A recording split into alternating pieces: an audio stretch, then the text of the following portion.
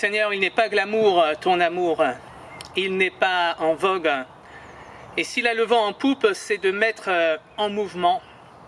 Il n'est pas sensuel, ton amour, et je ne crois pas non plus qu'il soit un sentiment. Mais il fait tressaillir de l'ineffable tremblement qui nous fait et refait à chaque instant des êtres vivants.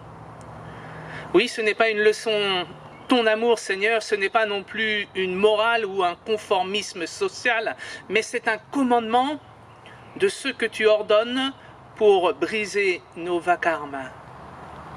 Il n'est pas un mot, un concept ou une idée, mais il a un nom. Le nom de la fête où tu nous invites chaque jour, à notre tour, à inviter.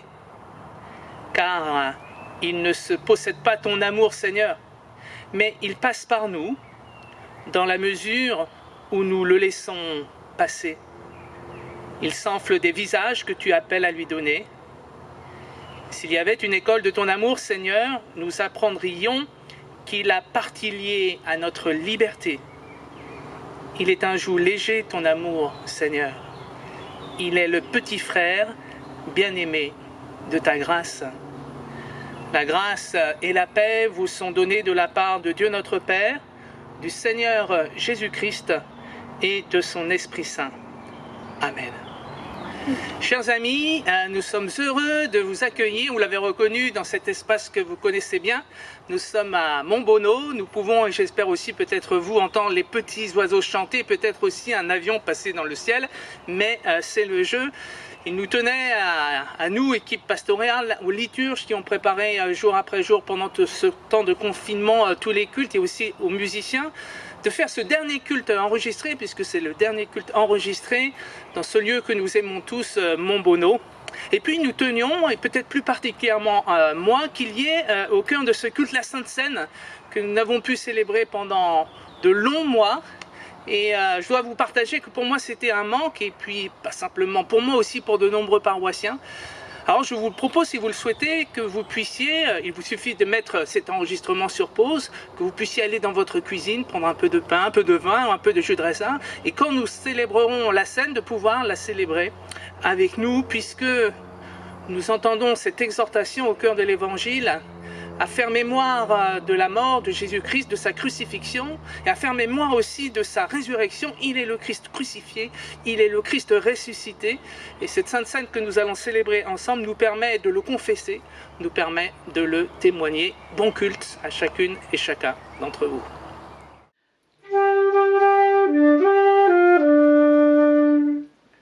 Viens, esprit de sainteté, viens, esprit de lumière, viens, esprit de feu, viens nous embrasser. Acclamez Dieu de la terre entière. Criez, criez de joie, faites éclater vos chants et vos musiques. Jouez sur la guitare au son des instruments. Avec les trompettes, avec les grands orgues, acclamez Dieu. Que bruisse la mer et ses richesses, le monde et tous ses habitants. Que les fleuves battent des mains, qu'avec eux les montagnes crient de joie devant Dieu qui vient pour gouverner la terre, pour gouverner le monde avec justice et les peuples avec droiture, pour préserver la vie et sauvegarder la biodiversité. Amen. Go.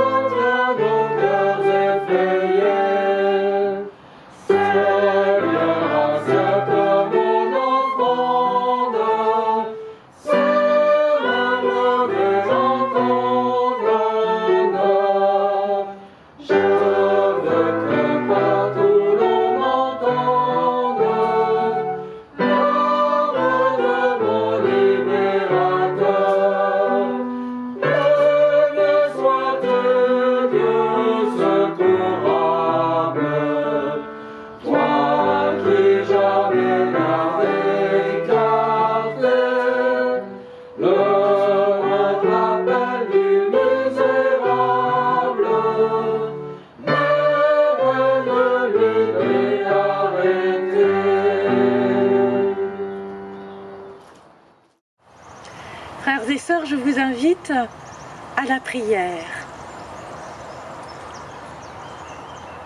Esprit de lumière et de vérité, éclaire pour nous la parole que nous allons entendre. Conduis-nous dans la vérité. Esprit de sainteté, viens habiter notre pensée et notre cœur. Rends-nous attentifs à ta volonté. Rends-nous soucieux de ce qui t'obscurcit en nous. Esprit du Fils, qui souffle là où tu veux, guide-nous vers la raison de notre existence, la connaissance du Père. Esprit d'amour, de joie et de paix, brille en nous comme une flamme que rien ne puisse éteindre. Amen. Le premier texte qui va vous être lu aujourd'hui est dans l'Épître aux Romains, au chapitre 11, les versets 25 à 31. Frères, je veux vous faire connaître le plan secret de Dieu, afin que vous ne vous preniez pas pour des sages. Une partie du peuple d'Israël restera incapable de comprendre jusqu'à ce que l'ensemble des autres peuples soit parvenu au salut. Et c'est ainsi que tout Israël sera sauvé, comme le déclare l'Écriture. Le libérateur viendra de Sion, il éliminera la révolte des descendants de Jacob. Voilà l'alliance que je ferai avec eux quand j'enlèverai leurs péchés. Si l'on considère leur refus de la bonne nouvelle, ils sont les ennemis de Dieu pour votre bien. Mais si l'on considère le choix fait par Dieu, ils sont toujours aimés à cause de leurs ancêtres. Car Dieu ne reprend pas ce qu'il a donné, il ne change pas d'idée à l'égard de ceux qu'il a appelés.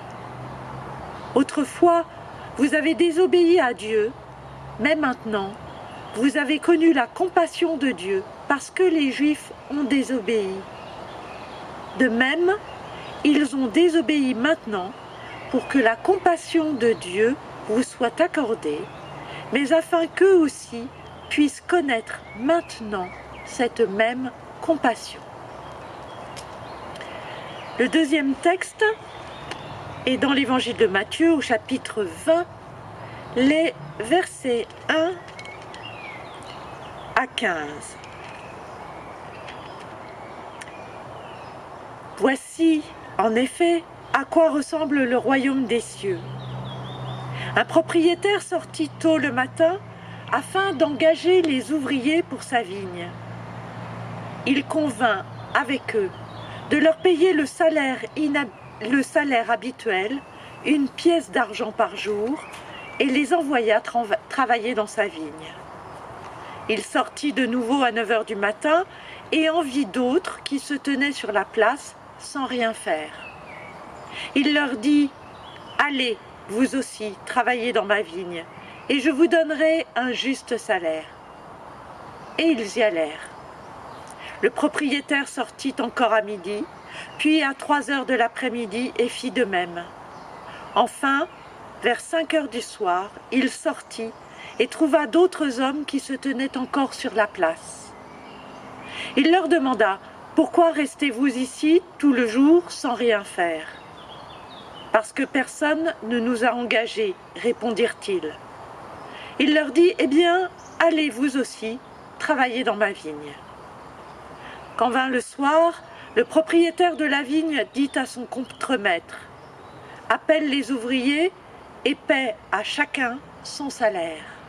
Tu commenceras par les derniers engagés et tu termineras par les premiers engagés. » Ceux qui s'étaient mis au travail à 5 heures du soir vinrent alors et reçurent chacun une pièce d'argent. Quand ce fut le tour des premiers engagés, ils pensèrent qu'ils recevraient plus, mais on leur remit aussi à chacun une pièce d'argent. En la recevant, ils critiquaient le propriétaire et disaient « Ces ouvriers engagés en dernier n'ont travaillé qu'1 heure et tu les as payés comme nous qui avons supporté la fatigue d'une journée entière de travail sous un soleil brûlant. » Mais le propriétaire répondit à l'un d'eux, « Mon ami, je ne te cause aucun tort. Tu as convenu avec moi de travailler pour une pièce d'argent par jour, n'est-ce pas? Prends donc ton salaire et va-t'en. Je veux donner à ce dernier engagé autant qu'à toi. N'ai-je pas le droit de faire ce que je veux de mon argent? Ou bien es-tu jaloux parce que je suis bon? » Ainsi, ajouta Jésus, ceux qui sont les derniers seront les premiers, et ceux qui sont les premiers seront les derniers. Seigneur, ta parole est vérité, conduis-nous dans ta vérité. Amen. Les premiers seront les derniers et les derniers seront les premiers. Telle est donc la maxime qui termine cette épicope, cette parabole bien connue, dite des ouvriers de la 11e heure. Et je dois vous dire que je ne comprends pas cette maxime. Pour moi, elle ne fait pas écho au cœur de cette parabole, puisque si on entend au premier degré cette maxime, les premiers seront les derniers, il y aura une sorte de revanche, parce qu'on était premier dans ce monde, on sera dernier dans l'autre, ou parce qu'on a été dernier, on sera premier, donc une sorte de revanche entre les uns et les autres, alors qu'au cœur de cette parabole, vous avez entendu, il n'y a aucune revanche, au contraire, tout le monde est à égalité, tout le monde reçoit le même salaire, donc aucune revanche. Donc pourquoi une telle maxime? La manière de l'entendre, c'est la replacer cette maxime, en tout cas, dans le contexte de l'époque où prêchait Jésus-Christ. Et donc ce contexte que nous rappelle l'apôtre Paul, que le peuple d'Israël, qui était le premier avec lequel le Seigneur a fait alliance, va être dans le temps le dernier à reconnaître pleinement que Jésus-Christ est le Seigneur. Alors que les derniers à avoir été appelés, les gentils, c'est-à-dire les païens, ceux que nous sommes, nous sommes de gentils païens, nous qui avons été appelés en dernier, nous avons été les premiers à reconnaître que Jésus-Christ est le Seigneur. C'est donc ainsi, je le crois, à la lumière de l'épître de Paul aux Romains, qu'il nous faut entendre cette maxime. Le peuple d'Israël, et c'est pour moi une bonne nouvelle, une très bonne nouvelle, le peuple d'Israël sera sauvé à la fin des temps. Et c'est une affirmation qui n'est pas négociable que nous annonce l'apôtre Paul, qui bien sûr est juif d'entre les juifs, comme il le rappelle, avant qu'il se convertisse à Jésus-Christ.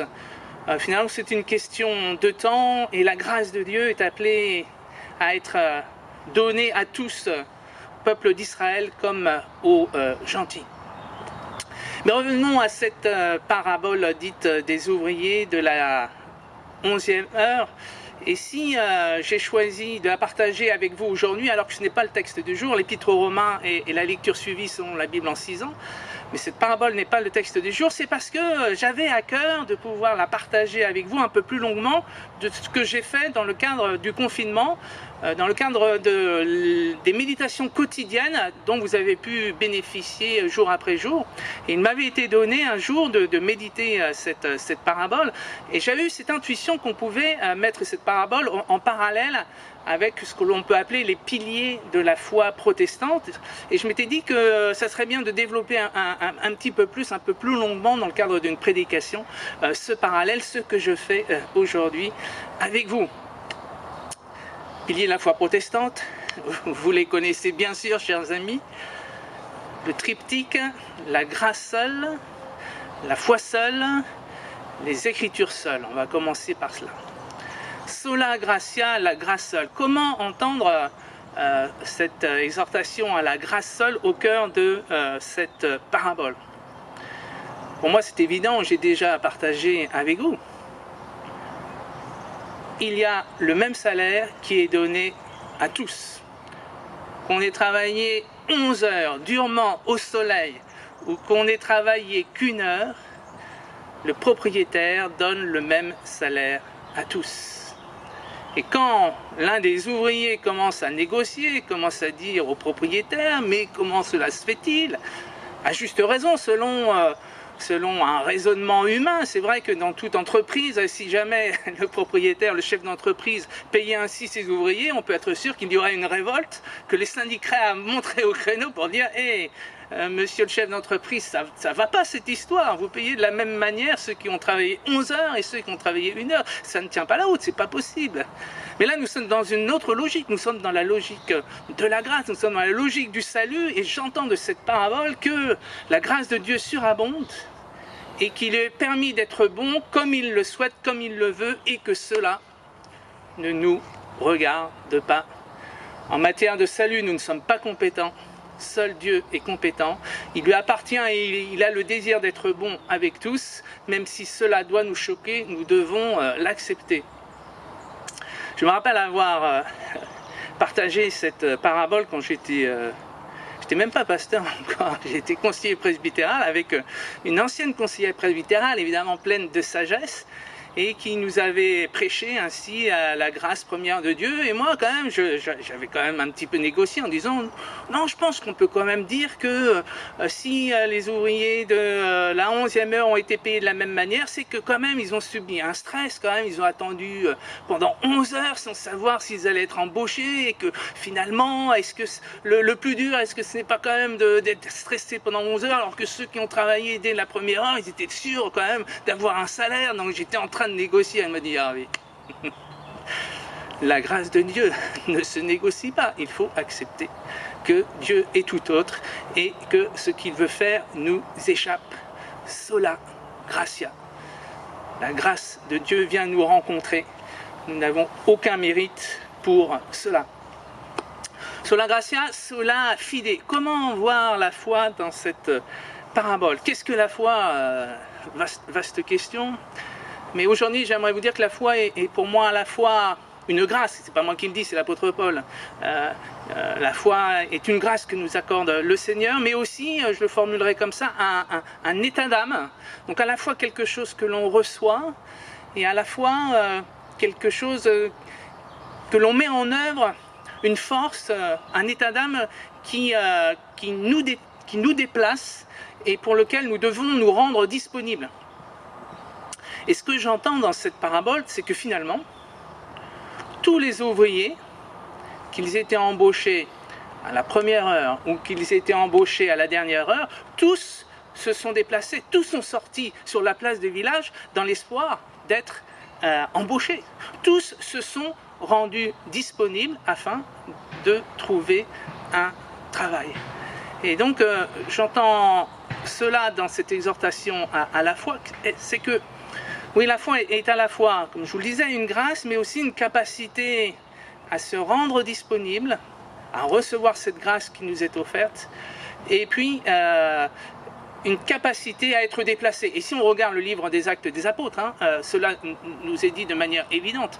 Tous les premiers apôtres, tous les premiers chrétiens ont été déplacés d'abord de la chambre haute, en dehors de cette chambre haute, et puis après déplacés sur tout le bassin méditerranéen, poussés par cela, bien sûr par l'Esprit Saint. J'ai en mémoire, par exemple, ce bel apôtre qui était Philippe, Philippe qui va rencontrer l'eunuque éthiopien et qui littéralement est déplacé, voilà. Il entend le Seigneur lui dire va sur cette route-là et tu vas rencontrer un inconnu, tu vas lui prêcher l'évangile. Et Philippe, sans négocier, se déplace. Oui, donc au cœur de cette parabole, la foi qui a mobilisé, qui a déplacé tous les ouvriers qui se sont rendus disponibles. Sola gratia, sola fide, et bien sûr le dernier, sola scriptura. Alors les écritures ne sont pas convoquées dans cette parabole. Quelquefois, dans les paraboles, Jésus convoque ce qu'on appelle nous l'Ancien Testament, mais qui était évidemment le seul testament qui existait à l'époque de Jésus, la Torah et les prophètes. Quelquefois, il convoque les Écritures. Là, il ne le fait pas, mais c'est une évidence qu'il faut rappeler que si je peux vous commenter cette parabole, c'est que les Écritures existent. C'est qu'elles nous ont été transmises d'abord de manière orale et puis après par écrit, et donc que c'est un privilège et un fondement pour notre foi chrétienne, et peut-être encore plus de manière particulière pour notre foi protestante, puisque le protestantisme a remis vraiment au cœur de la foi la méditation des Écritures.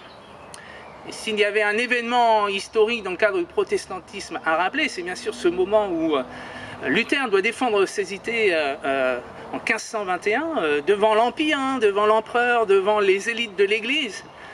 Et à un moment, pour appuyer ce qu'il croit, ce qu'il dit, il dit « Je ne puis me dédire de mes idées parce que la Bible, parce que les Écritures m'inspirent ce que je pense. Voilà l'argumentation de Martin Luther. L'inspiration par les Écritures comme vraiment socle sur lequel nous pouvons penser notre foi chrétienne, les Écritures qui nous inspirent. Qui nous inspirent, mais aussi dont la lecture est inspirée par l'Esprit Saint. Et Jean Calvin le rappelait toujours, lui, ce grand lettré, vous savez, hein, un homme éminemment lettré qui connaissait l'hébreu, le grec, qui avait fait des études de droit, qui avait fait des études de théologie, qui disait que la lecture savante de la Bible n'est rien si elle n'est pas inspirée par le témoignage intérieur du Saint-Esprit. Intelligence, évidemment, que l'on doit convoquer. Encore une fois, Jean Calvin était un lettré, mais aussi ouverture, disponibilité au souffle de l'Esprit, afin d'interpréter ces Écritures, non pas à la lettre, non pas de manière fondamentale, mais illuminée par le souffle de l'Esprit. Sola gratia, sola fide, sola scriptura. Mais cela ne s'arrête pas là, il y a d'autres piliers. Autre pilier, à Dieu seul la gloire, là aussi cher à Jean Calvin. Seul Dieu est saint et nul ne peut l'égaler. Rien dans le monde n'est sacré ou alors tout est sacré. Voilà. Et puis ces deux derniers piliers, le sacerdoce universel, hein, tous sont appelés au service du Seigneur. Et je l'entends volontiers aussi dans cette parabole, puisque tous les ouvriers sont appelés à aller travailler dans la vigne. Le propriétaire, à un moment, leur dit « Mais qu'est-ce que vous faites là, à tourner en rond sur cette place? Qu'est-ce qui se passe? Personne ne nous a appelés pour travailler. » Eh bien, dit le maître des maisons, « Moi, je vous appelle. Moi, j'ai besoin de toi, comme dit Jésus à Pierre, j'ai besoin de toi pour bâtir mon église. Tous, nous sommes appelés avec les qualités que nous avons reçues, les charismes que nous avons reçus, à construire, à bâtir l'église. » Et enfin, dernier pilier qui m'est très cher, qui m'est très cher en même temps qui me rend triste, puisque il me fait remémorer que notre Église a changé de nom. Ce beau nom qui était Église réformée de France. Parce que nous sommes appelés à être une Église réformée, appelée toujours à se réformer. Et dans notre changement de nom, Église protestante unie de France, nous avons perdu cette dimension de réforme. Et pour moi, au cœur du protestantisme, il y a cette capacité-là, cette exhortation-là, à ne pas rester sur nos acquis, mais à être disponible encore une fois au souffle de l'Esprit, à nous laisser réformer nous-mêmes, hein, à nous laisser réformer dans chacune de nos vies, à nous laisser transformer notre manière de voir le monde, transformer nos théologies, transformer nos relations aux autres, transformer notre relation à nous-mêmes. Et donc, oui, nous sommes appelés à être sans cesse une Église réformée, appelée à se réformer. Voilà les piliers du protestantisme. Et au cœur de l'Évangile, bien sûr, nous n'entendons pas cette exhortation à être de bons petits protestants, même si pour nous, la culture protestante est importante. Non. L'Évangile nous appelle à témoigner de la bonne nouvelle, et comme nous allons le faire après cette prédication en partageant le pain et le vin, à témoigner que le Christ a été crucifié et qu'il est ressuscité. Voilà le cœur de l'Évangile. Voilà aujourd'hui encore ce que nous voulons ensemble partager. Le Christ a été crucifié, mais il est ressuscité. Amen.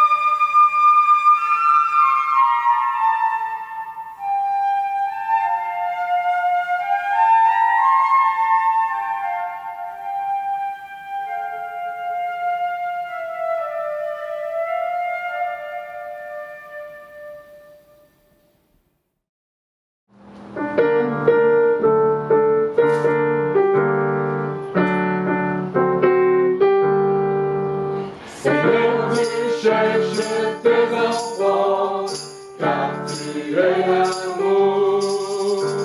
Tu veux unir tous les vivants grâce à ton amour. Seigneur, Seigneur, oh, comme l'Église, tous nos frères de la terre, dans un même amour. Le Seigneur, tu sauves dans la mort, car tu es l'amour. Et nous les membres de ton corps, grâce à ton amour. Seigneur, Seigneur, oh, dans l'Église, tous nos frères de la terre, dans un même amour. Seigneur, tu calmes notre faim, car tu es l'amour. Partage à tous le même pain, grâce à ton amour. Seigneur, Seigneur, oh, dans l'Église, tous nos frères de la terre, dans un même amour. Seigneur, tu vois le monde entier, car tu es l'amour. Et trouver son unité, grâce à ton amour. Seigneur, Seigneur, oh, dans l'Église, tous nos frères de la terre, dans un même amour. Seigneur, viens-nous former la paix, car tu es l'amour. Et dans ton règne désormais, grâce à ton amour. Seigneur, Seigneur, oh, dans l'Église de nos frères de la terre, dans un même amour.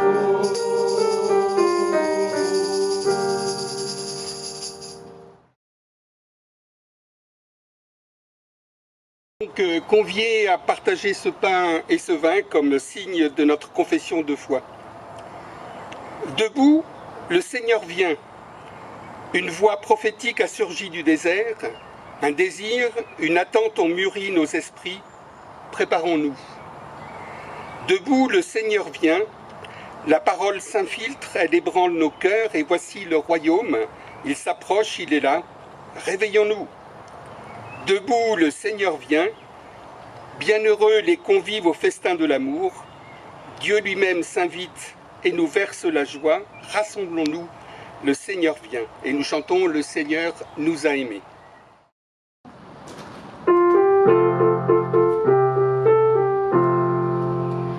Le Seigneur nous a aimés comme on n'a jamais aimé. Il nous guide chaque jour comme une étoile dans la nuit. Comme un corps nous partageons et le don de son amour. C'est le pain de l'amitié, le pain de Dieu. C'est mon corps, prenez et mangez. C'est mon sang, prenez et buvez. Car je suis la vie et je suis l'amour. Ô Seigneur, emporte-nous dans ton amour. Le soir venu, Jésus se mit à table avec les 12. Pendant le repas, il prit du pain, et après avoir rendu grâce, il le rompit et le leur donna en disant « Prenez, mangez, ceci est mon corps. » Ayant aussi pris la coupe et rendu grâce, il la leur donna en disant « Buvez-en tous, car ceci est mon sang, le sang de l'alliance qui est répandu pour la multitude, pour le pardon des péchés. Je vous le dis, désormais je ne boirai plus de ce fruit de la vigne, jusqu'au jour où je le boirai, nouveau, avec vous, dans le royaume de mon Père. » Changement de décor dû à une inverse qui nous a obligés à nous mettre à l'abri, même si, vous le voyez, déjà le soleil est derrière nous avec nous. Je vous invite donc maintenant à la prière. Oui Seigneur, tu es saint, tu es l'amour, tu es la liberté, tu es la joie et la vérité. Il est bon de te connaître. Tu nous rassembles aujourd'hui comme un père réunit ses enfants pour redire avec nous ton alliance, pour nous répéter les mots de ton amour.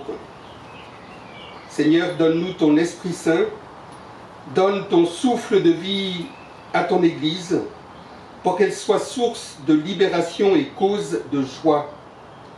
Nous ne venons pas les mains vides, mais nous t'apportons ce que nous sommes. Nous venons avec nos vies, avec nos peines, avec nos joies, avec notre amour. Par l'action de ton esprit, donne-nous communion au corps et au sang de ton Fils. Donne-nous la paix, donne-nous la joie et la force que tu veux pour nous. Et comme ton Fils nous l'a enseigné, nous te disons ensemble, notre Père qui es aux cieux, que ton nom soit sanctifié, que ton règne vienne, que ta volonté soit faite sur la terre comme au ciel. Donne-nous aujourd'hui notre pain de ce jour. Pardonne-nous nos offenses, comme nous pardonnons aussi à ceux qui nous ont offensés. Et ne nous laisse pas entrer en tentation, mais délivre-nous du mal, car c'est à toi qu'appartiennent le règne, la puissance et la gloire, pour les siècles des siècles. Amen. Et nous chantons de nouveau, le Seigneur nous a aimés.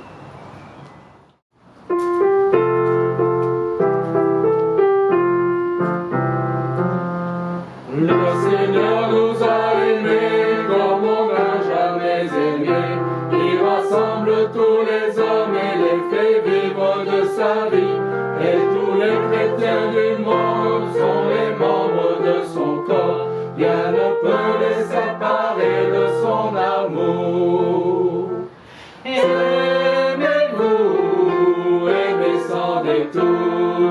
Aimez-vous, c'est à votre amour qu'on reconnaîtra clair comme le jour. Oui, vous êtes les disciples du Seigneur.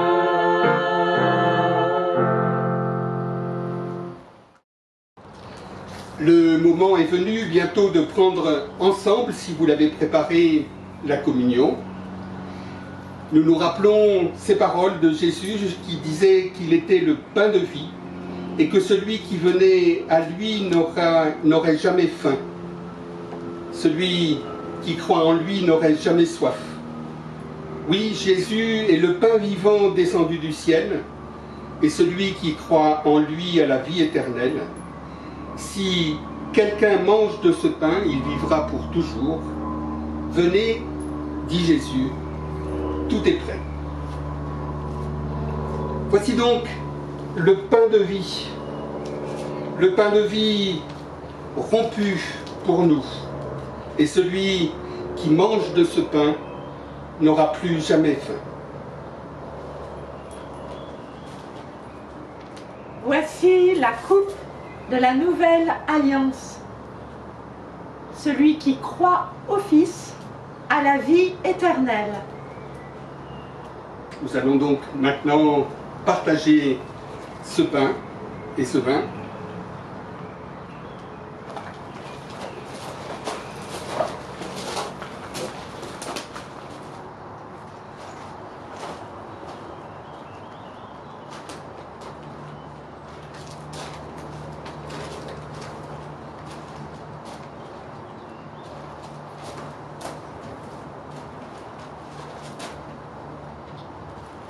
Je propose que nous attendions que tous nous ayons le vin pour le boire ensemble, en signe de communion. fraternelle.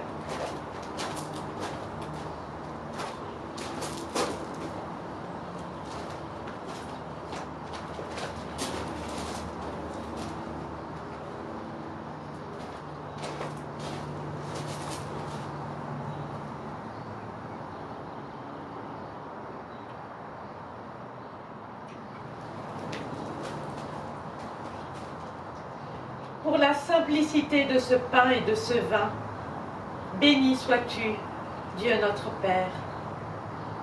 Pour la simplicité de ta présence en Jésus, béni sois-tu, Seigneur. À nous qui avons faim, à nous qui avons soif de justice, de paix et d'amour, apprends-nous le partage et fais-nous ouvriers de ton royaume. Amen. Et nous chantons « Brûle, brûle, flamme ardente ».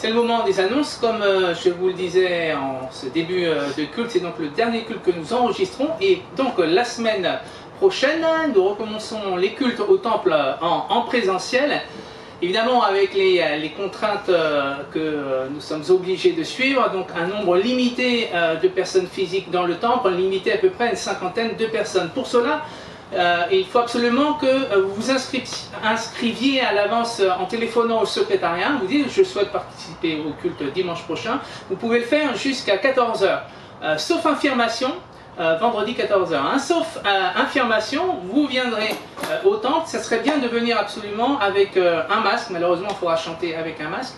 Et aussi éventuellement avec un peu de gel, vous pouvez amener un petit peu de gel. Pour ceux qui ne pourraient pas venir en présentiel comme l'on dit en ce moment, on va tenter notre chance de retransmettre ce culte en direct. Donc vous pourrez le suivre en direct en allant cliquer sur le lien qui sera sur le site de l'église. Je souhaite vraiment remercier tous ceux qui ont permis que ces cultes puissent être enregistrés, que vous puissiez les suivre sur internet. Donc un grand merci à tous les liturges, à tous les musiciens, à l'équipe pastorale, je peux le dire au nom de l'équipe pastorale qui a été renforcée par ces cultes préenregistrés. Nous l'espérons, cela à la grâce du Seigneur. Amen.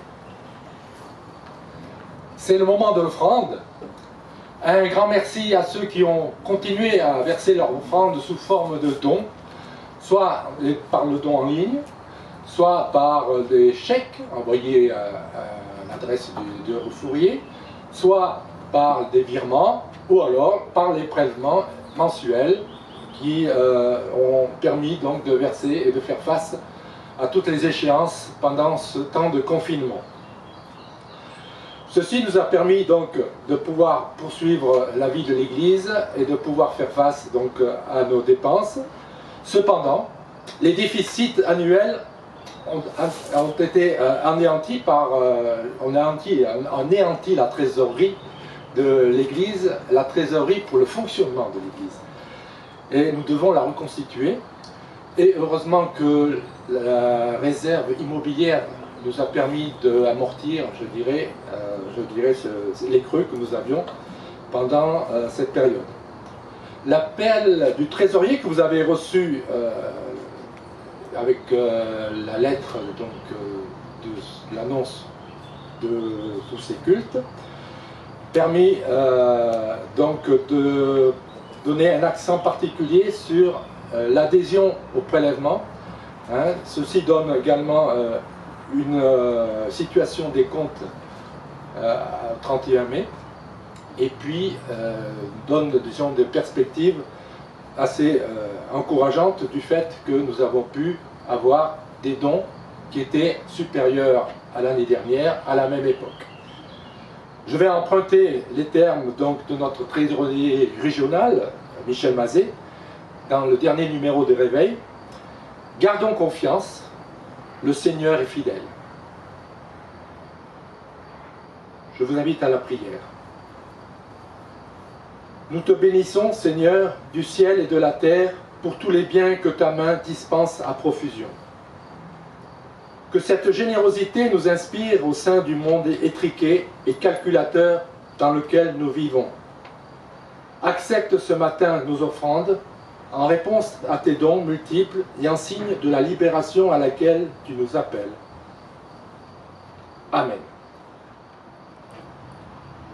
Seigneur Jésus, tu as dit, « Je suis le chemin, la vérité et la vie. » Nous te rendons grâce parce que ce chemin conduit vers le Père, parce que cette vérité est ta parole, parce que cette vie est la vie éternelle. Nous voulons te prier pour tous ceux qui ne connaissent pas ce chemin, pour tous ceux que nous côtoyons et que ton nom laisse indifférents. Accorde-nous d'être parmi eux les témoins de ta parole, les instruments de ta paix et de ton amour.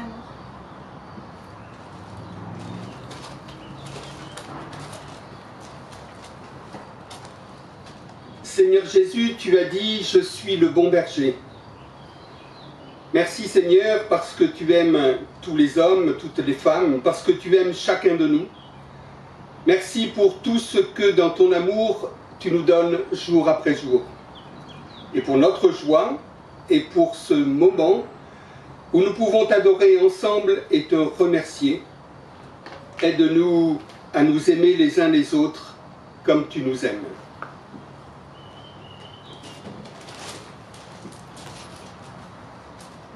Seigneur Jésus, tu as dit « Je suis avec vous tous les jours jusqu'à la fin du monde ». Merci Seigneur, parce que tu es maintenant parmi nous, parce que tu es à nos côtés. Merci pour cette promesse qui donne sens à notre communauté, à notre vie. Nous voulons te prier pour tous ceux qui cherchent, qui doutent, qui ne savent plus que tu es toujours avec eux. Nous voulons intercéder les uns pour les autres et te confier tous nos problèmes et nos soucis. Non pas seulement te les raconter, mais te demander de nous aider à les résoudre, de nous aider à supporter nos échecs.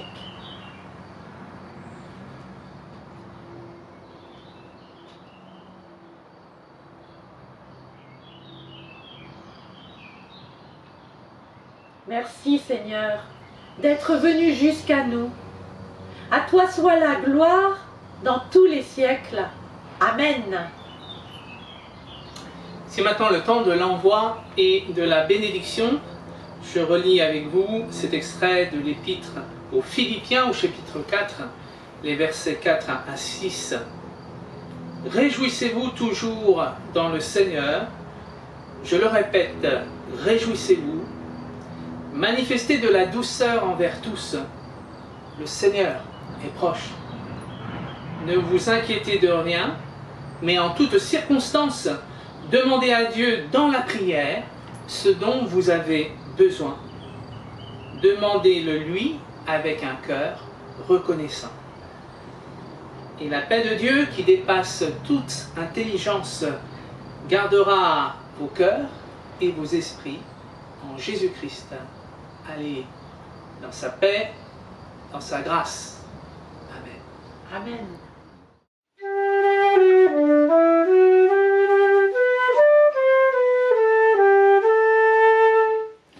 Viens, Esprit